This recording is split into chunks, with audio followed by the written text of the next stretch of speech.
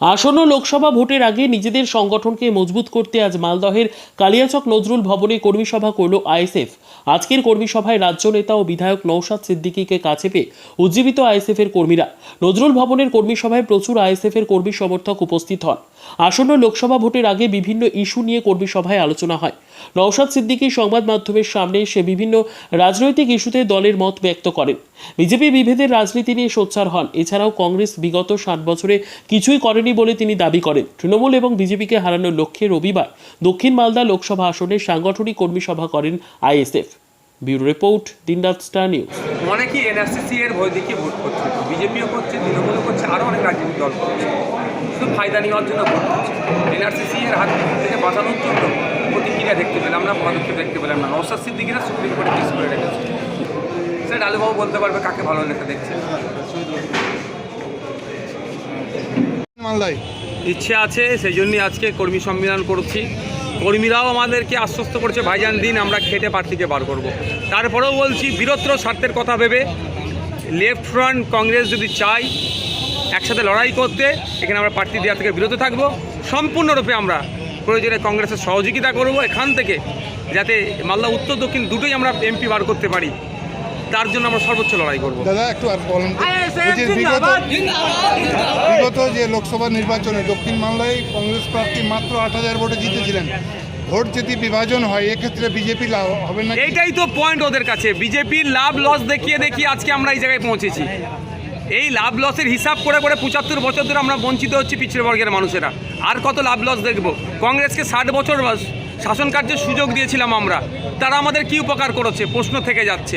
সুতরাং 8,000-এর এবারে লিড হয়েছে, এবারে বিজেপি মার্কেটেই থাকবে না। মোদিজি যে কথা বলে এসেছিলেন, 19-এর ক্ষমতায় আবার এসেছিলেন, সে কথাটা সম্পূর্ণ ব্যর্থ হয়েছে। মালদাবাসীর জন্য মোদিজির কি করেছেন?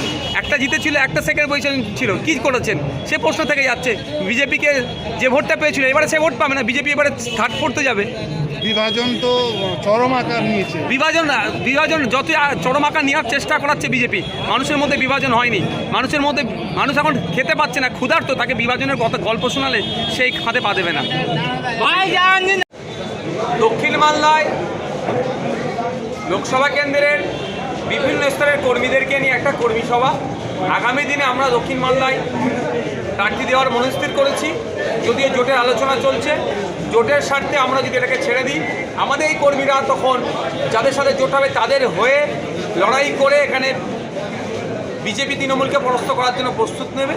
অন্যথায় আমরা আগামী দিনে আমাদের এই কর্মী সমর্থকদেরকে নিয়ে এখান থেকে জিতে যাতে পার্লামেন্টে জনগণের জনপ্রতিনিধি পাঠানো যায়, যে প্রতিনিধি গঙ্গা ভাঙন থেকে শুরু করে শিক্ষা, স্বাস্থ্য, কর্মসংস্থানের কথা পার্লামেন্টে তুলে ধরবে, জনগণের জনপ্রতিনিধি হবে, তাকে পাঠাবার জন্য এখান থেকে আমরা একটা প্রস্তুতি গ্রহণ করলাম।